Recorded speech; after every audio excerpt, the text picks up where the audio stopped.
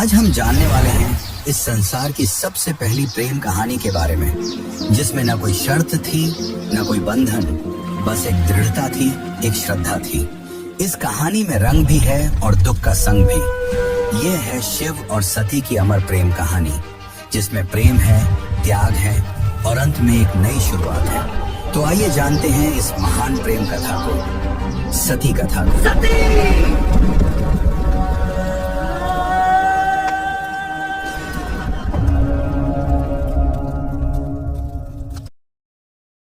सृष्टि के आरंभिक काल की बात है, जब ब्रह्मा ने अपने मानस पुत्रों को रचा। उन्हीं में से एक थे दक्ष प्रजापति, अत्यंत बुद्धिमान परंतु उतने ही अहंकारी। दक्ष को अपनी योग्यता, अपनी शक्ति और अपने सृष्टिकर्ता के कुल से उत्पन्न होने का बड़ा अभिमान था। उसने वर्षों की तपस्या की और देवताओं से वरदान पाए संतान की प्राप्ति के लिए। उसकी यह तपस्या रंग लाई और उसे एक अत्यंत दिव्य कन्या की प्राप्ति हुई, वही जिसे हम आज देवी सती के नाम से जानते हैं। सती का जन्म किसी साधारण कन्या की भांति नहीं हुआ था। उनका स्वरूप स्वयं शक्ति का अंश था। कहते हैं वह स्वयं आदि शक्ति का अवतार थी। दक्ष को अपनी पुत्री पर गर्व था, लेकिन साथ ही उसके मन में एक अभिलाषा थी कि वह अपनी इस कन्या का विवाह किसी महान देवता, किसी वैभवशाली राजकुमार या किसी प्रतिष्ठित गृहस्थ से करेगा। उसे यह कल्पना भी नहीं थी कि उसकी पुत्री का हृदय वहां बन चुका है, जहां वैभव का कोई मोल नहीं, जहां वैराग्य ही आभूषण है, भगवान शिव। देवी सती बचपन से ही विचित्र स्वभाव की थी। अन्य कन्याओं की तरह ना तो उन्हें श्रृंगार में रुचि थी, ना ही राजसी जीवन की भव्यता में। जब जब वह शिव की चर्चा सुनती, जब किसी आर्ष द्वारा शिव की महिमा का वर्णन होता, उनका हृदय गहरे भावों से भर उठता। शिव जो श्मशानवासी हैं, जो मृग चर्म धारण करते हैं, जो भस्म रमाते हैं और सर्पों को आभूषण की तरह पहनते हैं। आम कन्याओं के लिए यह भय का कारण होता, पर सती के लिए यही शिव उनके अंतर्मन में बस चुके थे। धीरे धीरे यह आकर्षण भक्ति में बदला और भक्ति प्रेम में। अब सती का एक ही लक्ष्य था, शिव को पति रूप में प्राप्त करना।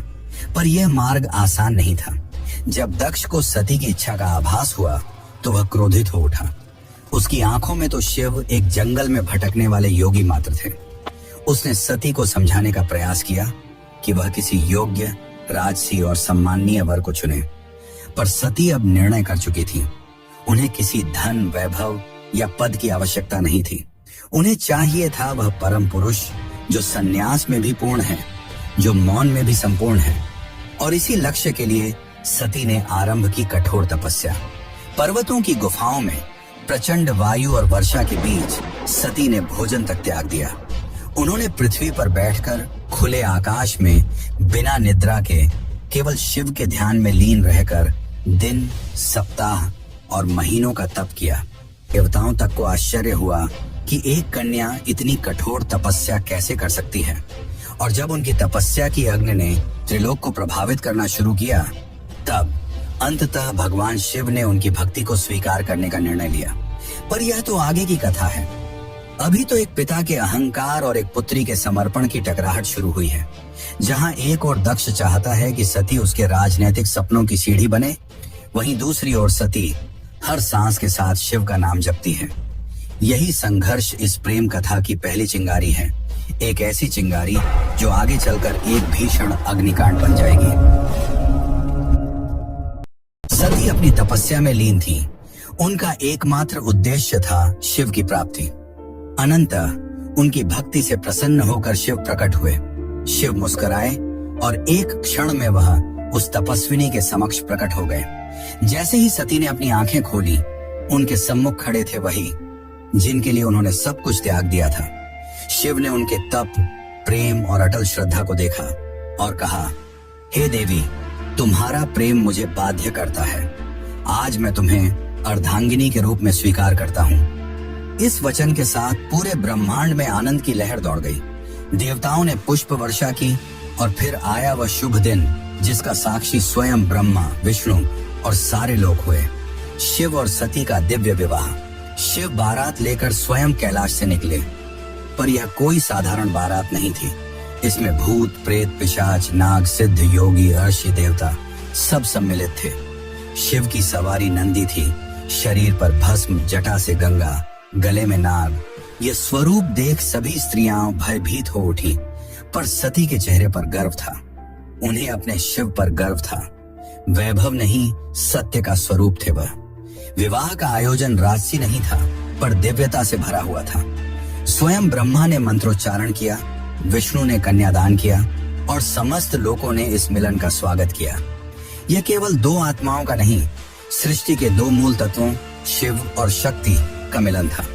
लेकिन इस भव्य विवाह में एक स्थान रिक्त रहा। सती के पिता दक्ष प्रजापति, वह नहीं आए, ना ही कोई संदेश भेजा, ना ही कोई आशीर्वाद, क्योंकि उनके लिए यह विवाह एक अपमान था, एक चुनौती उनके अभिमान को। उनके अनुसार यह मिलन योग्य नहीं था।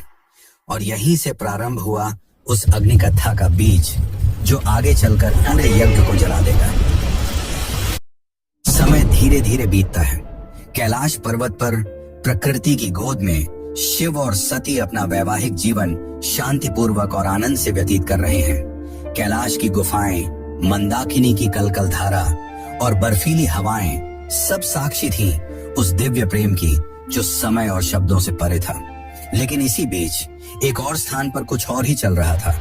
राजा दक्ष के मन में सती के शिव से विवाह को वह अभी तक स्वीकार नहीं कर पाया था। हर बार जब कोई शिव की महिमा का गुणगान करता, दक्ष की भौहें तन जाती। उसे लगता कि शिव ने उसकी पुत्री को अपनी योग्यता से नहीं, किसी छल से प्राप्त किया है। वह अपनी सत्ता, अपना रुतबा, अपनी श्रेष्ठता सिद्ध करना चाहता था, और उसी घमंड ने उसे एक विशाल यज्ञ के आयोजन की प्रेरणा दी। दक्ष ने यज्ञ का आयोजन बड़ी धूमधाम से किया। ऐसा यज्ञ जिसमें समस्त देवताओं, ऋषियों, सिद्धों और लोकपालों को निमंत्रण भेजा गया।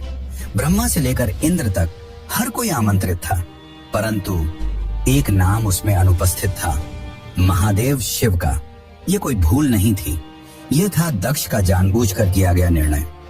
उसने शिव को निमंत्रण नहीं भेजा क्योंकि उसका अहंकार उसे यह स्वीकार नहीं करने देता था कि उसकी पुत्री ने उस योगी से विवाह कर लिया, जो ना कोई राज्य रखता है, ना कोई वस्त्र, और जो श्मशान का वासी है।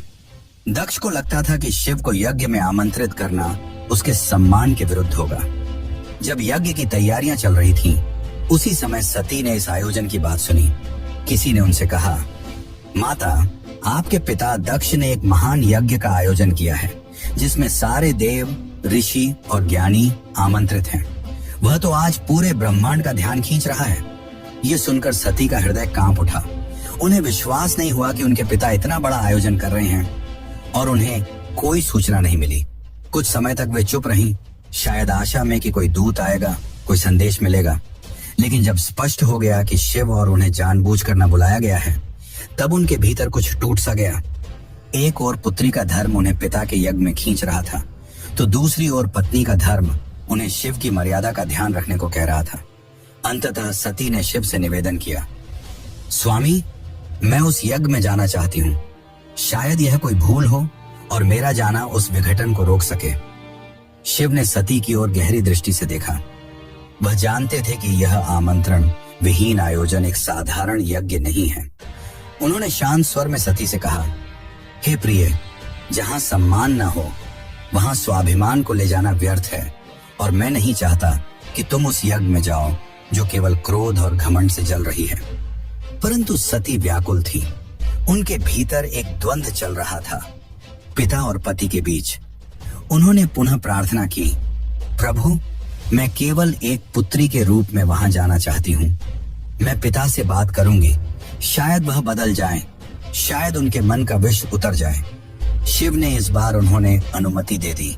सती ने कैलाश से विदा ली, अकेले, बिना किसी दूत या सम्मान के। वह एक बेटी थी जो अपने पिता से स्नेह की अपेक्षा लेकर जा रही थी, लेकिन उन्हें झांक नहीं था कि उस यज्ञ में उनका स्वागत नहीं, अपमान प्रतीक्षा कर रहा है। सती जब यज्ञ स्थल पर पहुंची तो उनके मन में उम्मीद थी कि पिता के नेत्रों में बेटी को देखकर कोमलता जगेगी, उनके मुख से स्वागत के शब्द निकलेंगे।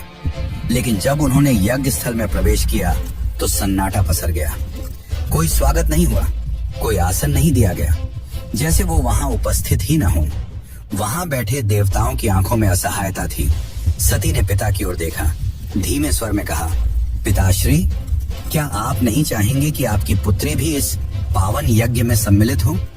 दक्ष ने ठंडी हंसी के साथ उत्तर दिया, पुत्री, जिस दिन तूने उस नग्न भस्म रमाए श्मशान में विचरने वाले औघड़ को अपना पति चुना, उसी दिन तू मेरी पुत्री नहीं रही। दक्ष का स्वर ऊंचा हो रहा था और उसके शब्द जैसे शिव के लिए विष से भरे बाण हो। ये सुनकर सती की आत्मा कांप उठी थी। ये केवल अपमान नहीं था, ये शिव के उस स्वरूप का तिरस्कार था जो समस्त सृष्टि का आधार है। वे उठी, सभा की ओर देखा और बोली, तुम सब यहाँ धर्म की बात करने आए हो, यज्ञ की बात करते हो, पर जिस शिव के बिना कोई यज्ञ संपन्न ही नहीं हो सकता, उसी शिव का तुम अपमान करते हो। फिर उन्होंने आगे कहा, जिसे तुम औघड़ कहते हो वही काल का भी काल है। जिसे तुम श्मशान वासी कहकर हंसते हो वही मृत्यु से परे है, और जिसे तुम भस्मधारी कहते हो वही भस्म से मोह को जलाता है। उनकी आंखों में आंसू थे, लेकिन स्वर तेज था, ऐसा तेज कि स्वयं देवता भी सिर झुका लें। सभा स्तब्ध थी, कोई उत्तर नहीं दे सका, लेकिन सती का हृदय अब टूट चुका था। उन्होंने कहा, जिस शरीर ने आज मेरे प्रभु का अपमान सुना है, वह शरीर अब इस संसार के योग्य नहीं। और वे सीधे यज्ञ कुंड की ओर बढ़ी। वहां उपस्थित देवता उन्हें रोकना चाहते थे, पर सती अब कोई नारी नहीं थी, वह साक्षात अग्नि बन चुकी थी। उन्होंने अपने नेत्र बंद किए, शिव का स्मरण किया और अग्नि में कूद गई। उनके चेहरे पर भय नहीं था, बल्कि एक शांति थी, एक समर्पण था जो पूरे यज्ञ मंडप को झकझोर गई। अब इस यज्ञ की अग्नि से वो तूफान उठने वाला था जो पूरे को तबाह कर सकता था। तो चलिए अब जानते हैं आगे की कथा। लेकिन उससे पहले अगर आपको वीडियो अच्छी लग रही है तो वीडियो को लाइक जरूर करें और कमेंट में लिखें, हर हर महादेव। कैलाश पर शांति थी, पर वह शांति तूफान से पहले की थी। जब भगवान शिव को यह ज्ञात हुआ कि उनकी अर्धांगिनी अग्नि में समर्पित हो गई, तो उनके हृदय में तूफान उमड़ पड़ा। आंखों में वेदना, मन में शून्यता और आत्मा में आग। ये वो शिव थे जिनका क्रोध ही प्रलय कहलाता है। शिव अपनी समाधि से उठे, उनकी जटाएं लहराईं, नेत्र रक्तिम हो उठे और सारा ब्रह्मांड कांप उठा। फिर अपने दोनों हाथों से अपनी जटाएं पकड़ी और उन्हें पृथ्वी पर पटक दिया। उसी क्षण पृथ्वी फटी और उस क्रोध की ज्वाला से प्रकट हुआ एक रूप, भयंकर, तेजस्वी और अजेय, वीरभद्र। वीरभद्र कोई सामान्य योद्धा नहीं था, वह शिव के विकराल रूप का अंश था। उसका शरीर अग्नि सा दीप्यमान था, आंखों में प्रतिशोध की ज्वाला, हाथ में तलवार। उसका प्रकट होना सृष्टि के संतुलन को डगमगाने लगा था। वीरभद्र प्रचंड गति से दक्ष के यज्ञ की ओर बढ़ चला। जिस दिशा में वह चलता, धरती कांपती, आकाश बदलता और देवताओं के हृदय कांप उठते। जैसे ही वीरभद्र यज्ञ स्थल पर पहुंचा, आकाश में अंधकार छा गया और वीरभद्र प्रकट हो चुका था। उसकी उपस्थिति मात्र से यज्ञ की अग्निधर में उठी। वह बिना रुके आगे बढ़ा। पहले यज्ञ वेदी को तोड़ा, फिर वेद पाठ करने वाले ब्राह्मणों को हटाया। उसकी आंखों में एक ही लक्ष्य था, दक्ष। वीरभद्र के सामने कोई नहीं टिक सका। वह अकेला था, परंतु अजेय। उसके प्रत्येक प्रहार में शिव का शाप था और हर गर्जना में सती का विलाप। अंततः वह दक्ष के सामने पहुंचा। दक्ष अब भी अपने अभिमान में डूबा था। वह चिल्लाया, मैं यज्ञ करता हूँ, मुझे कोई छू नहीं सकता। वीरभद्र ने उसकी आंखों में देखा और कहा, तू पिता कहलाने योग्य नहीं। आज तुझे उसी अग्नि में भस्म करूंगा जिसमें तूने धर्म का मजाक उड़ाया। और एक ही झटके में वीरभद्र ने अपनी तलवार से दक्ष का सिर धड़ से अलग कर दिया। पूरी सभा में सन्नाटा छा गया। देवता स्तब्ध रह गए। यज्ञ की अग्नि बुझ गई और पृथ्वी पर सिर्फ राख रह गई। वो राख जो अहंकार, अधर्म और अपमान की अंतिम परिणति थी। वीरभद्र शिव की आज्ञा पूरी कर चुका था। पर यह कहानी यही नहीं रुकती। अब आएगा वो क्षण जब शिव स्वयं यज्ञ स्थल पर पहुंचेंगे, सती के शव को उठाएंगे और सृष्टि में संतुलन डगमगाएगा। जब महादेव यज्ञ स्थल पर पहुंचे, उन्होंने सती के जले हुए शरीर को देखा। वह दृश्य ऐसा था जिसने स्वयं काल को रुला दिया। शिव ने धीरे से कंपाते हाथों से अपनी सती को बाहों में उठा लिया। उनकी आंखों से आंसू थे और फिर वह चल पड़े। शिव सती के शव को अपनी गोद में लिए पूरे ब्रह्मांड में भटकने लगे। उस विरह में जो पूरे ब्रह्मांड को भयभीत कर रहा था, ब्रह्मांड असंतुलित होने लगा। देवता भयभीत हो उठे। यदि शिव यूं ही विलाप करते रहे तो सृष्टि का संतुलन टूट जाएगा, प्रलय आ जाएगा। तब सभी देवता भगवान विष्णु के पास पहुंचे और उनसे सृष्टि को बचाने की प्रार्थना की। तब विष्णु ने अपना सुदर्शन चक्र चलाया। जैसे ही सुदर्शन चक्र चला, उसने सती के शरीर को टुकड़ों में विभाजित कर दिया। शिव कुछ क्षणों के लिए रुके पर प्रतिरोध नहीं किया। यह सृष्टि के लिए आवश्यक था। जहां जहां सती के अंग गिरे वहां दिव्य ऊर्जा फैल गई। पृथ्वी के वे स्थान शक्ति से भर उठे और वहीं बने शक्तिपीठ। ये कोई सामान्य स्थल नहीं थे। ये उस अमर प्रेम की गवाही थे जो शिव और सती के बीच था। ये थे वे स्थान जहां स्त्री, शक्ति, प्रेम, बलिदान और भक्ति सब कुछ एक साथ साकार हुए। कुछ स्थानों पर सती की आंखें गिरी, कहीं उनका हृदय, कहीं उनके केश, तो कहीं उनके चरण, और हर स्थान एक केंद्र बन गया मां शक्ति का, जो हर रूप में पूजनीय हुई। कभी दुर्गा, कभी भैरवी, कभी भवानी। यही वे स्थान हैं जिन्हें आज हम कामाख्या, वैष्णो, ज्वाला, हिंगलाज और तारापीठ जैसे नामों से जानते हैं। इस प्रकार सती के वियोग से जन्मे ये शक्तिपीठ न केवल देवी के अंग हैं, ये उस प्रेम की शाश्वत उपस्थिति है जो आत्मा से आत्मा तक जुड़ता है। शिव अंततः हिमालय लौटे, पर अब वह ध्यान मग्न हो गए। वर्षों तक एक चट्टान की भांति बैठ गए, समाधि में डूबे। ना शब्द, ना गति, ना भावना, बस मौन और सती की स्मृति। काल की धारा आगे बढ़ती है, युग बदल जाते हैं, पर कुछ कहानियां समय की सीमाओं से परे होती हैं, और सती की कथा उन्हीं में से एक है। वह प्रेम जो अग्नि में तपकर शुद्ध हुआ था, वह विरह जो तांडव बन गया था। उस अधूरी यात्रा को अब पूर्ण होना था, पर यह कहानी यहाँ समाप्त नहीं होती। प्रेम का सफर यहीं पर रुकने वाला नहीं था। जहां अग्नि ने प्रेम का रंग दिखाया था, वहीं से एक नई दास्तान का पैगाम आने वाला था। सती के बलिदान से जो प्रेम जला था, वही आग पार्वती के रूप में फिर फलने वाला था। यह अंत नहीं, यह शुरुआत है। शुरुआत है एक अमर, अनसुनी और अनोखी प्रेम कहानी की। यह शुरुआत है शिव और पार्वती की। यह शुरुआत है एक नए युग की।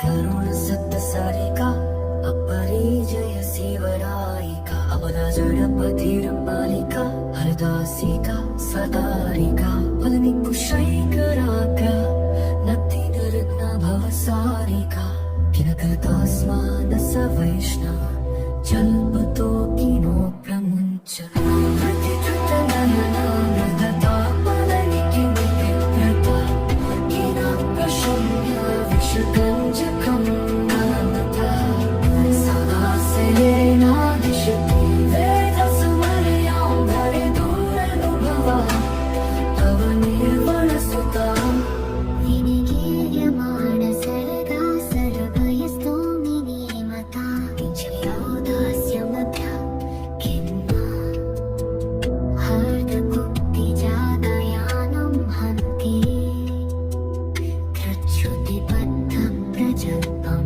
कृत